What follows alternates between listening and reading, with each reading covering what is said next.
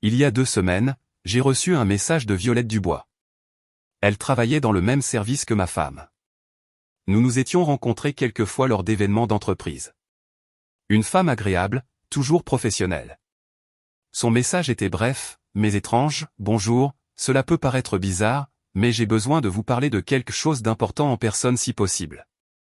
C'est à propos de situations au bureau que je pense que vous devriez connaître. Avant que je ne puisse répondre, Clara Bernard m'a envoyé un message le lendemain. Même service, même ton, je sais que c'est inhabituel, mais Violette et moi avons des informations que vous méritez d'entendre. Cela concerne votre femme et certaines choses qui se passent au travail. Pouvons-nous nous rencontrer dans un endroit neutre? J'ai mentionné ces messages à Chloé un soir, l'air de rien, au détour d'une conversation. Tiens, Violette Dubois m'a contacté. Quelque chose à propos de situation au bureau. Tu sais de quoi il s'agit? La couleur a déserté son visage. Elle s'est vite ressaisie, mais je l'ai vue. Puis est venue la diversion. Oh, Violette. Elle cherche toujours les problèmes. Elle veut sans doute se plaindre de quelque chose de futile. À ta place, je ne répondrai pas, intéressante réponse. Pas, je me demande de quoi il s'agit, ou, peut-être y a-t-il un problème avec un projet. Juste un rejet immédiat et une suggestion de les ignorer. Je n'avais pas encore répondu à Violette ou Clara. Je voulais voir ce qui allait se passer ensuite. Et maintenant, en regardant ce message à propos d'une autre mystérieuse soirée, quelque chose a fait tilt dans ma tête. J'ai tapé ma réponse avec soin, pas de souci. Je ne serai pas seul de toute façon. J'ai des invités ce soir. La soirée devrait être intéressante.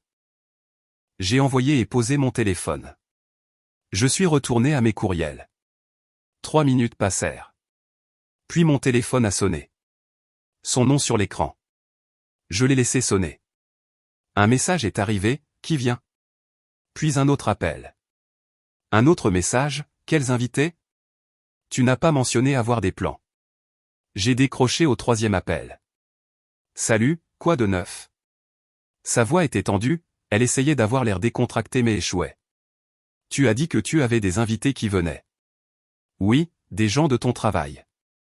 En fait, Violette et Clara m'ont contacté il y a quelque temps. Tu te souviens?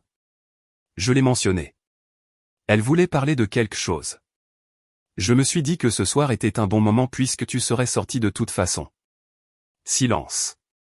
Un silence complet pendant environ 5 secondes. Attends. Tu les as invités chez nous? Elle semblait assez insistante pour se rencontrer en personne. Elles ont dit qu'elles avaient des informations importantes à partager. Il y a un problème? Je veux dire, ces femmes ne sont pas vraiment dignes de confiance. Clara est amère depuis qu'elle n'a pas eu cette promotion, et Violette ne fait que causer des problèmes à tout le monde. Je me suis penché en arrière dans ma chaise.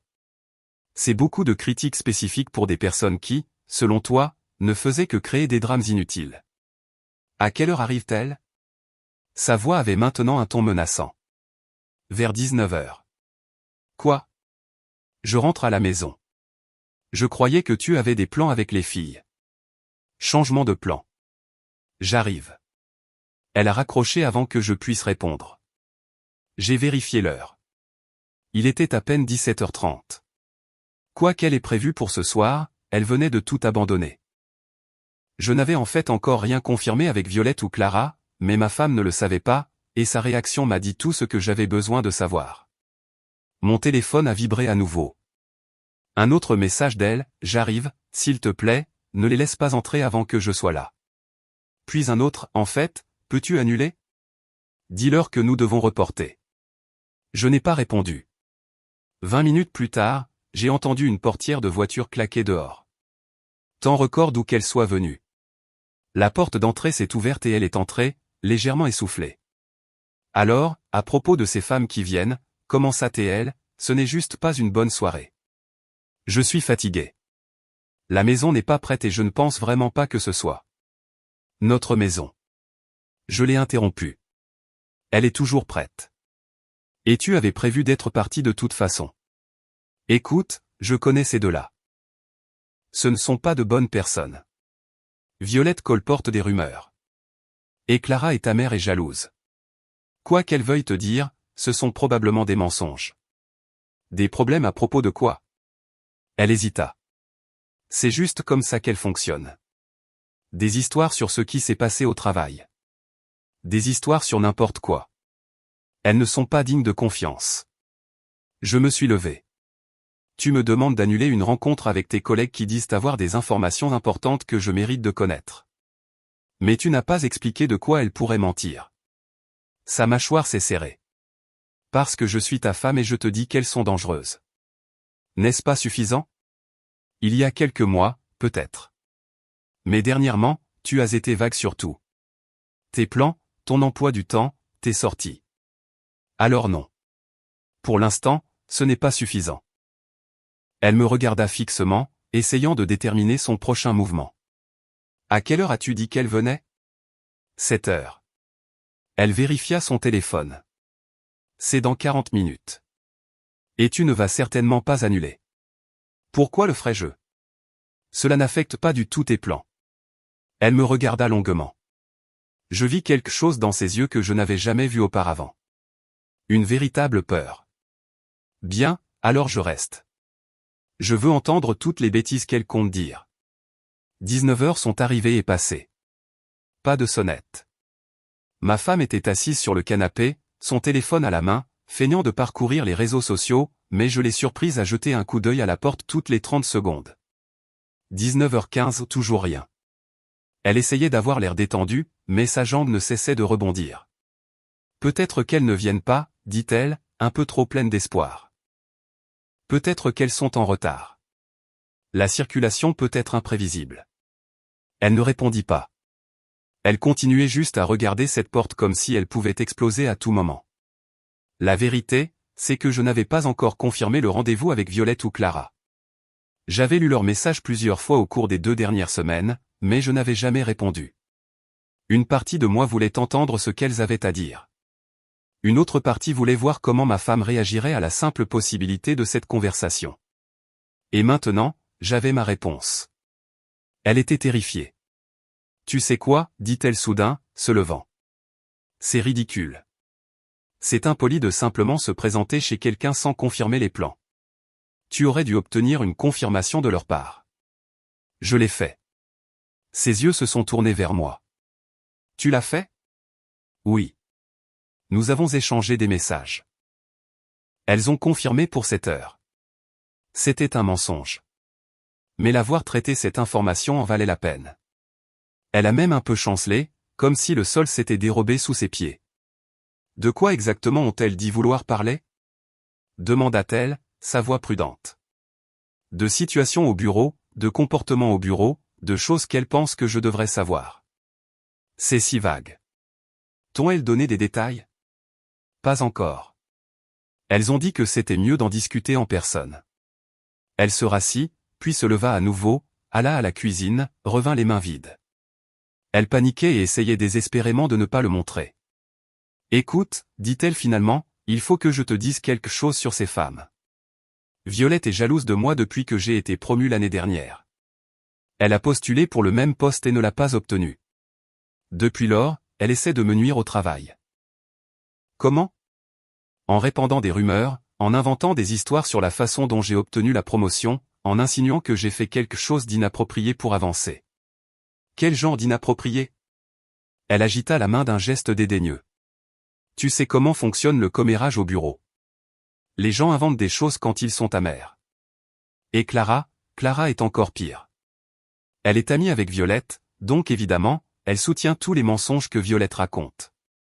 Elles ont créé tout un récit sur moi au travail, et c'est complètement faux. Je hochai lentement la tête. Donc, tu dis que si elles se présentent ici ce soir, elles vont me raconter de fausses histoires sur toi? Exactement. Des histoires sur quoi spécifiquement? Je ne sais pas. C'est ça le problème avec les mensonges. Les gens inventent ce qui semble convaincant. Mais tu viens de dire qu'elles répandaient des rumeurs au travail, donc tu dois savoir ce qu'elles disent. Elle hésita, prise à son propre piège logique. J'ai entendu des choses. Rien qui vaille la peine d'être répété. Et c'est moi. C'est embarrassant. Nous sommes mariés. Tu peux me dire des choses embarrassantes. Elle me regarda longuement, pesant clairement ses options. Puis son téléphone vibra. Elle le saisit comme une bouée de sauvetage, vérifia l'écran, et son visage pâlit. « Qu'est-ce que c'est » demandai-je. « Rien, juste un courriel professionnel. À 19h30 un vendredi soir. Ça arrive. » Elle tapait frénétiquement maintenant, ses doigts tremblant légèrement. Je l'observais attentivement.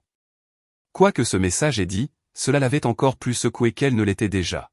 « Tu sais quoi » dit-elle, toujours les yeux sur son téléphone. « Je pense que nous devrions parler. Juste toi et moi. Avant que quiconque d'autre ne se présente, nous allons parler.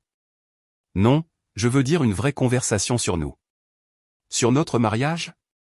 Quoi, notre mariage ? Elle posa son téléphone et se rapprocha de moi. Je sais que j'ai été distante ces derniers temps. Je sais que je suis sortie plus souvent, que je n'ai pas bien communiqué, et je suis désolé.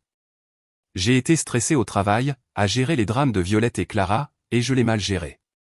D'accord. D'accord, c'est tout. Que veux-tu que je dise ? Je veux que tu comprennes que quoi que ces femmes te racontent ce soir, cela vient d'un endroit de méchanceté. Elles veulent nuire à notre mariage parce qu'elles sont malheureuses de leur propre situation. Pourquoi se soucieraient-elles de notre mariage ? Parce que les personnes malheureuses veulent que les autres soient malheureuses aussi. Je me suis levé et j'ai marché jusqu'à la fenêtre. Toujours pas de voiture qui s'arrête. Toujours pas de visiteurs.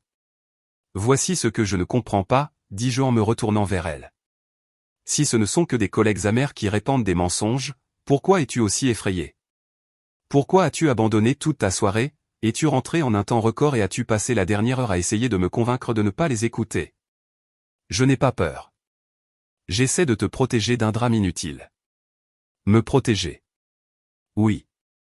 En me disant de ne pas les croire avant même que j'ai entendu ce qu'elles ont à dire ? Parce que je sais ce qu'elles vont dire et ce n'est pas vrai. Alors qu'elles le disent. Si c'est manifestement faux, je le saurai. Elle me regarda fixement. Tu ne me crois pas, je n'ai pas dit ça. Tu l'insinues. Je dis que ton comportement ce soir ne correspond pas à quelqu'un qui est juste agacé par les ragots de bureau. Tu agis comme quelqu'un qui a peur que des informations spécifiques ne soient révélées. Ce n'est pas juste. Ce qui n'est pas juste, ce sont 4 messages vagues en 3 semaines concernant des soirées mystérieuses. Ce qui n'est pas juste, ce sont les changements de mots de passe et les téléphones posés face contre table. Ce qui n'est pas juste, c'est de refuser de me donner des détails sur où tu vas ou avec qui tu es. Sa bouche s'ouvrit puis se referma. Elle semblait acculée. Si Violette et Clara se présentent, continuai-je, je vais écouter ce qu'elles ont à dire. Tu peux rester ou partir, mais je n'annulerai pas et je ne les écarterai pas juste parce que tu es mal à l'aise. Elle regarda à nouveau son téléphone, puis moi. D'accord, mais quand cela te retombera dessus, ne dis pas que je ne t'ai pas prévenu. Notez. Nous restâmes assis en silence pendant encore 10 minutes. La sonnette ne sonna jamais. Le soulagement de ma femme était visible, ses épaules retombant enfin. On dirait qu'elles ne viennent pas finalement, dit-elle. On dirait que non. Elle se leva, attrapa son sac. Je vais me coucher. La journée a été longue. Je pensais que tu allais sortir très tard ce soir. Elle marqua une pause à la porte. Les plans changent. Après qu'elle ait quitté la pièce, j'ai sorti mon téléphone et j'ai enfin ouvert les messages de Violette Dubois et Clara Bernard. Vieux de 2 semaines maintenant. J'ai commencé à taper « Bonjour Violette. Désolé pour le retard de ma réponse. Seriez-vous, vous et Clara, disponibles pour nous rencontrer demain après-midi ? Un café dans un endroit neutre. Je pense qu'il est temps que nous ayons cette conversation. » J'ai appuyé sur envoyer avant de pouvoir me raviser. Quoi que ma femme cachait, j'en avais marre de faire semblant de ne pas le remarquer. Violette a répondu dans les 20 minutes, demain, ça marche parfaitement. Clara et moi sommes toutes les deux disponibles. Que diriez-vous du café du commerce, rue principale ? C'est calme le samedi après-midi. 14h, j'ai confirmé et rangé mon téléphone. À l'étage, j'entendais ma femme bouger dans la chambre. La douche s'est allumée. Elle essayait probablement de se détendre après la crise de panique qu'elle venait d'avoir. J'ai passé le reste de la soirée à réfléchir aux 6 derniers mois. Tous ces petits changements que j'avais remarqués mais que j'avais excusés. Le nouvel abonnement à la salle de sport qu'elle n'avait jamais réellement utilisé. L'intérêt soudain pour son apparence après des années de routine confortable. La façon dont elle orientait son téléphone loin de moi quand des notifications arrivaient. Je ne suis pas du genre à fouiller. Jamais. J'ai toujours pensé que si on ne peut pas faire confiance à son partenaire, à quoi bon? Mais la confiance fonctionne dans les deux sens. Et dernièrement, elle ne me donnait pas beaucoup de raisons de la prolonger. Le samedi matin arriva. Ma femme était déjà réveillée quand je me suis levé, assise à la table de la cuisine avec son ordinateur portable. « Tu travailles un samedi ?» demandai-je. Juste rattraper quelques courriels de Violette et Clara. Ses doigts se figèrent sur le clavier. Quoi? Je me demandais juste si tes collègues amers envoyaient aussi des courriels le week-end. Elle ferma l'ordinateur portable. Pourquoi es-tu comme ça? Comme quoi? Hostile? Suspicieux? Je pose juste des questions. Non, tu portes des accusations. Je me suis versé du café et me suis assis en face d'elle. Je ne t'ai accusé de rien, mais ta défensive est intéressante. Tu sais quoi? Je n'ai pas besoin de ça en ce moment. Elle a attrapé son ordinateur portable et a quitté la pièce. Quelques minutes plus tard, j'ai entendu sa voiture démarrer.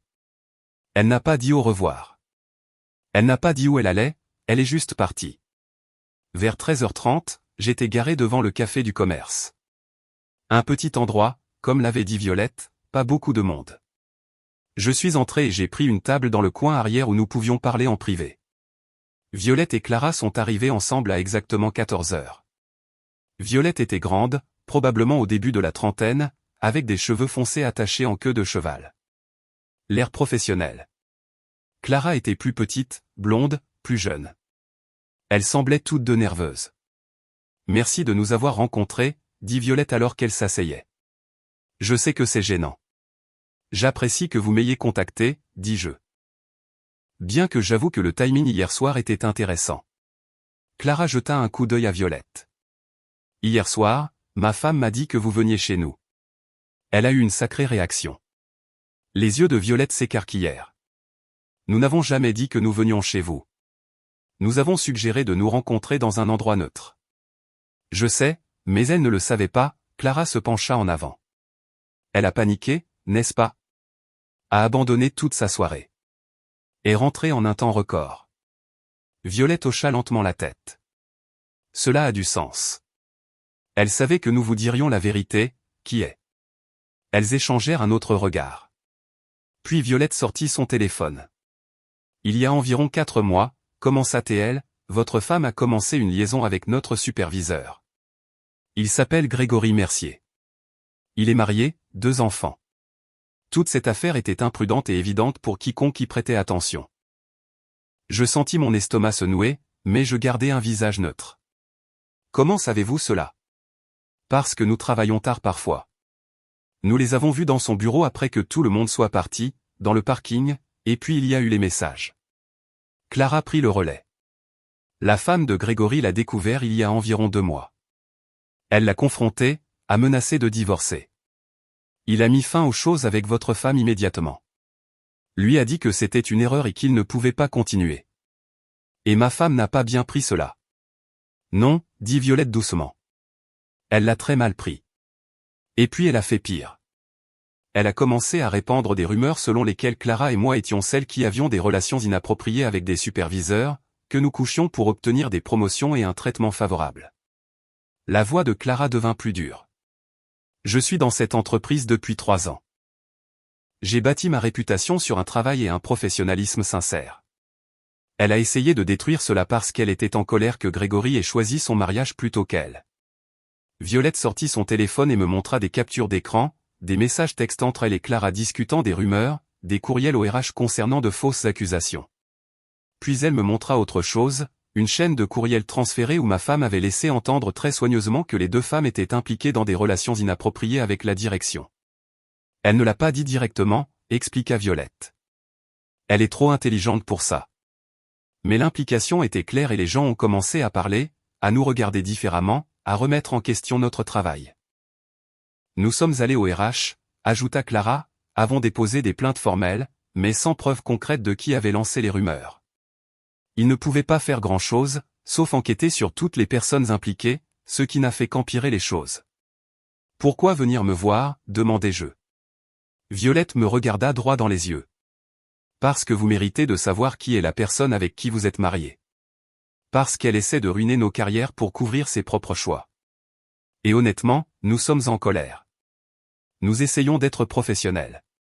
Nous essayons de gérer cela par les voies appropriées, mais elle continue de pousser et nous en avons assez de nous taire. Clara glissa son téléphone sur la table. Nous avons d'autres captures d'écran de messages entre votre femme et Grégory. Il les a envoyés à sa femme lors de leur thérapie de couple, essayant de prouver qu'il avait mis fin aux choses.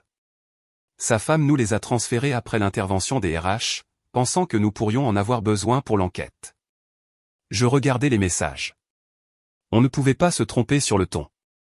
Flirtant au début, puis explicite, puis désespéré après qu'il ait mis fin aux choses. S'il te plaît, ne laisse pas ta femme nous ruiner, lisez un message. Nous pouvons arranger ça. Je le quitterai si c'est ce que tu veux. La réponse de Grégory était froide, c'était une erreur. J'essaie de sauver mon mariage. S'il te plaît, arrête de me contacter. Sa réponse, tu l'as choisie elle plutôt que moi. Après tout ce dont nous avons parlé. Je posai le téléphone.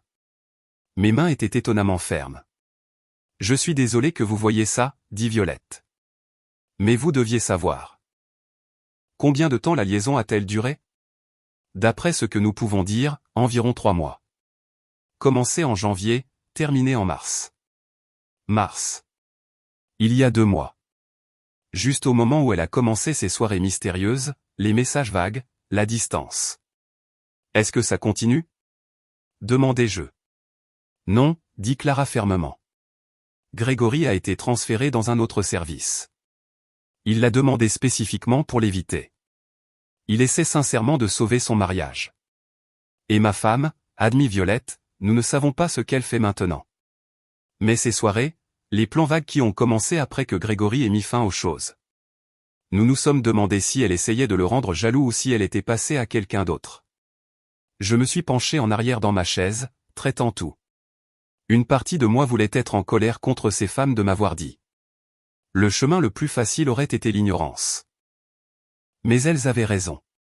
Je méritais de savoir. Merci, dis-je finalement, d'être honnête et je suis désolé qu'elle ait essayé de nuire à vos réputations. Que allez-vous faire? Demanda Clara. Honnêtement, je ne suis pas encore sûr, mais je ne vais plus faire semblant de ne pas savoir. Nous avons parlé pendant encore 30 minutes. Elles m'ont donné des copies de tout, m'ont dit de les informer si j'avais besoin de quoi que ce soit d'autre. Quand nous nous sommes séparés, Violette me toucha doucement le bras. Vous semblez être une bonne personne. Vous méritez mieux que cela. Je rentrai chez moi en silence. La voiture de ma femme était dans l'allée. Je restai dans la mienne quelques minutes, organisant mes pensées. Puis j'entrai. Elle était sur le canapé, regardant la télévision. Elle leva les yeux quand j'entrai. Où étais-tu? Café avec Violette Dubois et Clara Bernard. La couleur déserta son visage à nouveau. Juste comme avant. Tu les as rencontrés? Oui. Et quels mensonges t'ont-elles raconté? Je sortis mon téléphone et lui montrai une des captures d'écran. Elle est Grégory. Aucune place pour la mauvaise interprétation. Ces mensonges. Sa bouche s'ouvrit. Rien ne sortit. Grégory Mercier, dis-je calmement. Janvier à mars.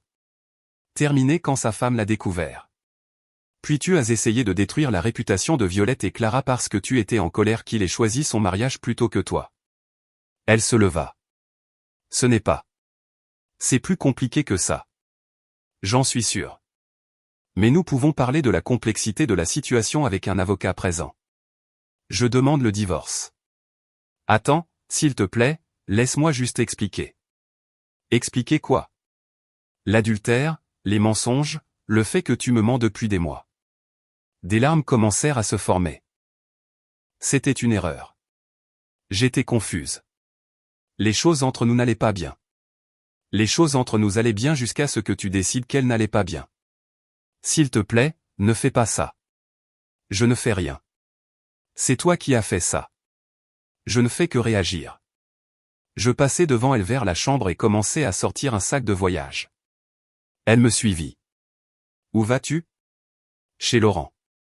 Il a une chambre d'amis. Tu pars pour l'instant, le temps que je prenne les prochaines mesures. Nous pouvons arranger ça. Nous pouvons aller en thérapie. Je me tournais pour lui faire face. Tu as eu une liaison. Tu t'es fait prendre. Tu as essayé de ruiner la carrière de 2 femmes innocentes par méchanceté. Et tu m'as menti au visage pendant des mois. Qu'est-ce que tu penses exactement que la thérapie va arranger? Elle n'eut pas de réponse. Je fis mes bagages pour une semaine et me dirigeai vers la porte. Elle attrapa mon bras. S'il te plaît, ne pars pas comme ça. Je regardai sa main sur mon bras, puis son visage. Tu aurais dû y penser avant. Je partis. Sans regarder en arrière. Laurent Gauthier ouvrit sa porte, l'air confus. Nous étions amis depuis l'université et il me connaissait assez bien. Qu'est-ce qui s'est passé, demanda-t-il, lorgnant mon sac de voyage. Tu as une chambre d'amis pour une semaine ou 2? Toujours, entre. J'ai passé la soirée à tout lui raconter. Laurent écouta sans m'interrompre, ce que j'appréciais. Quand j'ai eu fini, il se pencha en arrière et secoua la tête. Grégory Mercier, Violette, et Clara. Toute la dissimulation. C'est calculé. Oui. Tu vas bien? Honnêtement, je suis plus en colère que blessé. Elle a fait des choix, puis elle a menti à leur sujet, puis elle a essayé de détruire d'autres personnes pour protéger ses mensonges. Ce n'est pas quelqu'un avec qui je veux être marié. C'est juste. Quelle est ta prochaine étape? Lundi matin, j'appelle un avocat. Mon téléphone avait vibré toute la soirée. Des messages de ma femme. Des appels auxquels je ne répondais pas. Finalement, je les ai lus. S'il te plaît, rentre à la maison. Nous devons parler. Tu ne peux pas juste partir comme ça. J'ai fait une erreur, mais nous pouvons nous en sortir. Vas-tu vraiment jeter 8 ans à la poubelle pour une seule erreur de jugement? Une erreur de jugement. Comme si c'était une mauvaise coupe de cheveux ou un mauvais virage sur l'autoroute. J'ai répondu par un seul SMS, parle à ton avocat. Je parlerai au mien. Le dimanche fut calme. Je passai la majeure partie de la journée à chercher des avocats spécialisés en divorce et à organiser mes pensées. Ma femme tenta de m'appeler 6 fois. Je ne décrochai pas. Lundi matin, je pris un jour de congé et rencontrai maître Quentin Dubois, du cabinet Dubois et Associés. Il était dans la cinquantaine. Recommandé par Laurent, il avait la réputation d'être méticuleux. Expliquez-moi tout, dit-il. Après nous être assis, je lui exposai tout, l'affaire, la chronologie, les preuves de Violette et Clara, les mensonges, la tentative de destruction de réputation. Quentin prit des notes, posa des questions de clarification et hocha la tête de temps en temps. Vous avez un dossier solide, dit-il enfin. L'adultère documenté, la chronologie, les témoins tiers. La France est un pays sans faute pour le divorce, mais la faute peut toujours avoir un impact sur des choses comme la prestation compensatoire et la répartition des biens. Ce genre de comportement ne joue pas bien. Que dois-je faire? D'abord, nous déposons la demande. Nous lançons officiellement le processus. Deuxièmement, vous devez séparer vos finances immédiatement. Compte joint, carte de crédit, tout. Troisièmement, documentez tout à partir de maintenant. Chaque conversation, chaque SMS, chaque interaction. Les gens deviennent émotifs pendant un divorce et les choses peuvent devenir désagréables. Combien de temps cela prend-il habituellement? Cela dépend de sa coopération. Si elle conteste tout, cela pourrait durer 6 mois à 1 an. Si elle est raisonnable, nous pourrions avoir réglé cela en 3 ou 4 mois. Elle ne sera pas raisonnable. La plupart des gens ne le sont pas. C'est pourquoi j'ai un travail. Je quittai son bureau, étrangement calme. Avoir un plan aidait. Je m'arrêtai à la banque en rentrant chez moi et ouvris un nouveau compte. Transférer la moitié de nos économies communes. Laisser l'autre moitié intacte. Juste était juste, même si elle ne l'avait pas été. Cet après-midi-là, ma femme se présenta à l'appartement de Laurent. Je la regardai par la fenêtre alors qu'elle sonnait. Laurent répondit. Il ne veut pas te voir, je l'entendis dire. Je dois lui parler. S'il te plaît. Il passe par des avocats maintenant. C'est ce qu'il m'a dit de te dire. Juste 5 minutes. C'est tout ce que je demande. Je me dirigeai vers la porte. Laurent s'écarta. Elle avait l'air terrible, les yeux rouges, les cheveux en bataille, portant les mêmes vêtements que samedi. Pendant une seconde, je me sentis presque mal. Puis je me souvins des captures d'écran. 5 minutes, dis-je. Nous nous tenions sur le porche. Elle ne voulait pas me regarder directement. C'est fou, commença-t-elle. Nous pouvons arranger ça. Les gens font des erreurs. Cela ne veut pas dire que notre mariage doit se terminer. Ce n'était pas une erreur. C'était un choix. Plusieurs choix, en fait. Chaque fois que tu le rencontrais, chaque mensonge que tu me racontais. Chaque fois que tu as essayé de détruire Violette et Clara pour couvrir tes traces. J'ai paniqué. Je ne savais pas quoi faire d'autre. Tu aurais pu me dire la vérité. Il y a des mois. J'avais peur. De quoi? De te perdre. Eh bien, tu m'as perdu de toute façon. Sauf que maintenant tu as aussi perdu mon respect. Elle tressaillit. Ce n'est pas juste. Ce qui n'est pas juste, c'est l'affaire. Ce qui n'est pas juste, c'est de me mentir au visage pendant des mois. Ce qui n'est pas juste, c'est que je doive apprendre l'infidélité de ma femme par ses collègues. Ça ne signifiait rien. Grégory était une erreur. C'était fini avant même que cela ne commence vraiment. 3 mois. C'est la durée. Ce n'est pas une erreur. C'est une relation. Il me manipulait. Profitant d'un moment de vulnérabilité. Tu as 32 ans. Tu savais exactement ce que tu faisais. Son visage se durcit. Alors c'est ça. Tu ne vas même pas essayer. Essayer quoi? La thérapie? Le pardon? Pourquoi ferais-je cela alors que tu es là à faire des excuses au lieu de prendre réellement tes responsabilités? Je prends mes responsabilités. Non, tu minimises. Il y a une différence. Elle croisa les bras. Bien. Tu veux que je me mette à genoux? Que je te supplie pour une autre chance? C'est de ça qu'il s'agit? Il ne s'agit pas de mon ego. Il s'agit du fait que je ne peux plus te faire confiance. Et sans confiance, nous n'avons rien. Tout le monde fait des erreurs. Arrête d'appeler ça une erreur. Les erreurs sont accidentelles. Tu as accidentellement envoyé un courriel à la mauvaise personne. Tu as accidentellement acheté la mauvaise marque de café. Tu n'as pas accidentellement une liaison de 3 mois. Que veux-tu de moi? Rien. Je veux que tu signes les papiers du divorce quand ils arriveront et que tout cela soit fini. Et si je ne le fais pas? Alors cela prendra plus de temps et coûtera plus cher. Mais le résultat sera le même. Elle me regarda fixement. Tu es vraiment sérieuse? Tu pensais que je ne l'étais pas? Je pensais que tu serais en colère pendant quelques jours, puis que nous en parlerions. C'est comme ça que nous avons toujours géré les problèmes.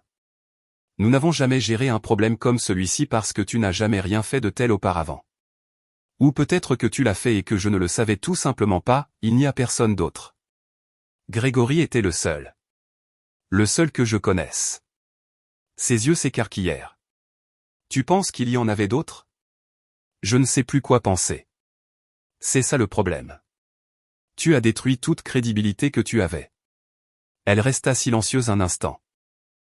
Puis son expression changea. Elle devint plus froide. Tu sais quoi? Bien. Si tu veux un divorce, nous divorcerons. Mais ne t'attends pas à ce que je te facilite la tâche. J'ai droit à la moitié de tout. La maison, les économies, les comptes de retraite, tout. Prends la moitié. L'argent ne m'intéresse pas, tu t'en soucieras quand j'aurai fini. C'est une menace. C'est une promesse. Tu veux me traiter comme la méchante? Bien. Je serai la méchante. Je la regardai longuement. C'était un côté d'elle que je n'avais jamais vu. Peut-être avait-il toujours été là et je ne l'avais juste pas remarqué. Ou peut-être que la trahison révèle la vraie nature des gens. Nous avons fini ici, dis-je. Tout le reste passe par les avocats. Je rentrai et fermai la porte, la regardai par la fenêtre rester là 1 minute de plus, puis retournai à sa voiture. Elle resta assise sur le siège conducteur un moment avant de finalement démarrer le moteur et de partir. Laurent s'approcha de moi. Ça s'est bien passé. Elle a menacé de rendre le divorce difficile. Elles le font toujours. Puis elles réalisent que ça coûte de l'argent qu'elles n'ont pas, et tout à coup, elles redeviennent raisonnables. Peut-être. Mon téléphone vibra. Un message de Violette Dubois. Salut, je voulais juste prendre de vos nouvelles. Clara et moi avons entendu dire que vous alliez de l'avant avec tout. Si vous avez besoin de quoi que ce soit, de témoins de moralité ou de documents pour le tribunal, nous serions ravis de vous aider. J'ai sincèrement apprécié. Merci, lui ai-je répondu. Je le garderai à l'esprit. Et encore une fois, je suis désolé pour ce qu'elle vous a fait toutes les deux. Ce n'est pas de votre faute. Prenez soin de vous. Je passai le reste de la soirée à travailler sur la documentation. Chaque message texte enregistré. Chaque date suspecte marquée sur un calendrier. Chaque mensonge catalogué. Quentin avait dit de tout documenter. C'est ce que j'ai fait. Mardi matin, je suis retourné au travail, me suis concentré sur les projets, et évité les appels personnels. Ma femme a tenté de me joindre 2 fois. J'ai envoyé les 2 vers la messagerie vocale. Mercredi après-midi, Quentin a appelé. Les papiers sont prêts. Je peux les faire signifier d'ici vendredi. Faites-le. Elle va être en colère. Elle est déjà en colère. C'est juste. Encore une chose. Elle va essayer de négocier. Elles le font toujours. Décidez maintenant sur quoi vous êtes prêt à faire des compromis et ce qui est non négociable. La maison est à elle si elle la veut. Je la rachèterai ou elle pourra la garder. Je m'en fiche. Les comptes de retraite sont partagés 50-50e. C'est la norme. Tout le reste, je suis flexible, sauf une chose. Qu'est-ce que c'est? Je veux que ce soit fait rapidement. Pas de tergiversation. Pas de jeu. Elle signe. Je signe. C'est fini. Je vais le lui faire comprendre. Vendredi après-midi, elle a été signifiée au travail. Je le sais parce qu'elle m'a appelé immédiatement, furieuse. Tu m'as fait signifier à mon bureau, devant tout le monde. C'est comme ça que ça marche. Tu n'aurais pas pu faire ça en privé? Il n'y a plus de privé. Nous divorçons. C'est un processus juridique. Tout le monde a vu. Tout le monde sait maintenant. Tout le monde savait déjà. Violette et Clara s'en sont assurées quand elles ont déposé leur plainte au RH. Elle fut silencieuse un instant. Je te déteste. C'est bon. Ça rend le divorce plus facile. Elle raccrocha. Je rangeai mon téléphone et me remis au travail. Un pas de plus vers la fin de toute cette situation. Les 2 semaines suivantes furent un tourbillon de paperasse et de négociations. Ma femme tenta toutes les approches. D'abord vinrent les excuses à nouveau, délivrées par son avocat. Puis vinrent les exigences. Elle voulait la maison, la voiture, la moitié de ma retraite et une prestation compensatoire. Quentin écourta cela rapidement. Elle a eu une liaison.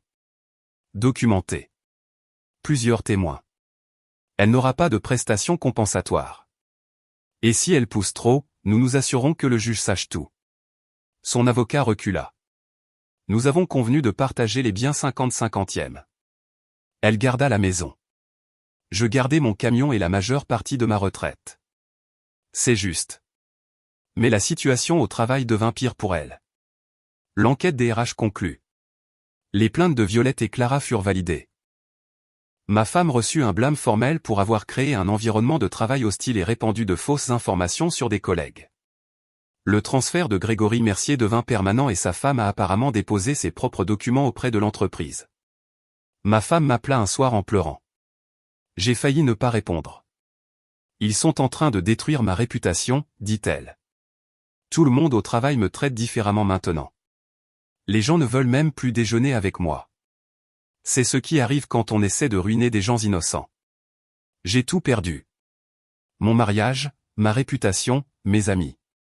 Ce n'est pas suffisant? Je ne t'ai rien pris. Tu as tout donné quand tu as fait tes choix. Je suis désolé. Je le suis vraiment. Je crois que tu es désolé d'avoir été prise. Elle raccrocha. 3 jours plus tard, Quentin appela avec une bonne nouvelle. Elle a signé. C'est fini. 60 jours et vous êtes officiellement divorcés. Je me sentis soulagé plus que tout. Pas de colère, pas de tristesse, juste du soulagement. L'audience finale fut rapide. Nous étions assis de part et d'autre de la salle d'audience. Nous ne nous sommes pas regardés. Le juge a examiné l'accord, a demandé si nous comprenions et étions d'accord tous les deux. Nous l'étions. 15 minutes au total. Devant le palais de justice, elle tenta de m'approcher. Je continuai de marcher. Laurent attendait près de son camion. « Comment te sens-tu » demanda-t-il alors que nous partions. « Libre. » 2 mois plus tard, je rencontrai Violette dans un café. Elle sourit en me voyant. « Comment allez-vous » demanda-t-elle. « Mieux. Beaucoup mieux. Et vous » Clara et moi avons toutes les deux eu des promotions, en fait. Le nouveau superviseur est professionnel et respectueux. C'est rafraîchissant. C'est super. Vous le méritiez toutes les deux. Et vous avez tourné la page. J'y travaille. Je prends les choses lentement. Je me concentre sur moi pour l'instant. Elle hocha la tête. Intelligent. Vous semblez plus heureux. Je le suis. Et je l'étais. Plus de questions sur où elle était. Plus de messages vagues. Plus de mensonges. Juste la paix, la routine et la certitude que j'avais géré tout cela avec dignité. Certaines personnes ne valent pas la peine de se battre. Certaines situations ne valent pas la peine d'être sauvées. Et parfois, la meilleure décision que l'on puisse prendre est de quitter quelqu'un qui ne vous respecte pas. J'ai appris cette leçon à la dure, mais je l'ai bien apprise et j'en suis sorti grandi. 6 mois après que le divorce fut prononcé, j'étais une personne différente. Ni amère, ni en colère, juste plus sage. J'avais emménagé dans un appartement plus petit, plus près du travail. Rien de fantaisiste, mais c'était le mien. Pas de souvenirs partagés, pas de fantômes dans les coins. Un nouveau départ. Le travail allait bien. J'avais obtenu une promotion en avril, ce qui m'a aidé avec les frais de justice et m'a donné quelque chose de productif sur quoi me concentrer. Mon patron avait remarqué le changement en moi, plus concentré, plus motivé. Il s'avère que l'élimination des personnes toxiques de votre vie fait des merveilles pour la productivité. Laurent et moi avons dîné un vendredi soir. Il avait pris régulièrement de mes nouvelles, s'assurant que j'allais réellement bien et ne le disait pas juste. « Tu vois quelqu'un » demanda-t-il autour de nos burgers. J'ai eu quelques rendez-vous. Rien de sérieux pour l'instant. Je prends mon temps. Bien. Pas de précipitation. Exactement. Mon ex-femme avait tenté de me contacter 2 fois au cours de ces 6 mois. Une fois par l'intermédiaire d'un ami commun, demandant comment j'allais. J'ai dit à l'ami que j'allais bien et que je préférais ne pas avoir de contact. La 2e fois fut un message sur ce qui aurait été notre anniversaire de mariage. Je pense à toi aujourd'hui. Je l'ai supprimé sans répondre. Certaines portes doivent rester fermées. J'ai entendu dire par d'anciens amis communs qu'elle avait déménagé dans une autre ville. Un nouveau départ pour elle aussi, je suppose. La femme de Grégory Mercier l'a divorcé. Aux dernières nouvelles, il vivait seul dans un appartement et parlait rarement à ses enfants. Les choix ont des conséquences. Violette et Clara m'ont toutes deux envoyé des cartes de Noël cette année-là. Des gestes simples, mais appréciés. Elles avaient elles aussi tourné la page. Elles s'épanouissaient dans leur carrière sans que quelqu'un essaie activement de les saboter. En y repensant, je suis reconnaissant pour ce vendredi soir où elle a envoyé ce message. Reconnaissant de ne pas avoir simplement accepté les vagues excuses et le schéma de mensonge. Reconnaissant d'avoir fait confiance à mon instinct et d'avoir posé les questions difficiles. Certaines personnes vous diront de vous battre pour votre mariage quoi qu'il arrive, de pardonner et de reconstruire. Mais il y a une différence entre un mariage qui vaut la peine d'être combattu et un mariage où vous êtes le seul à vous battre. Le mien était le second. Je ne regrette pas le divorce. Pas une seconde. Je regrette d'avoir gaspillé 8 ans avec quelqu'un qui ne valorisait ni l'honnêteté ni le respect. Mais c'est une leçon apprise, pas le moment de pleurer. De nos jours, je me concentre sur la construction d'une vie dont je suis fier. Un bon travail, de bons amis, la tranquillité d'esprit, pas de drame, pas de mensonges, pas de questions sur où est mon partenaire ou avec qui il est. Cela vaut plus que n'importe quel certificat de mariage. Et ce message qui a tout déclenché, j'ai gardé la capture d'écran, non par amertume, mais comme un rappel que parfois, les ordures se débarrassent d'elles-mêmes. Il suffit de les laisser partir.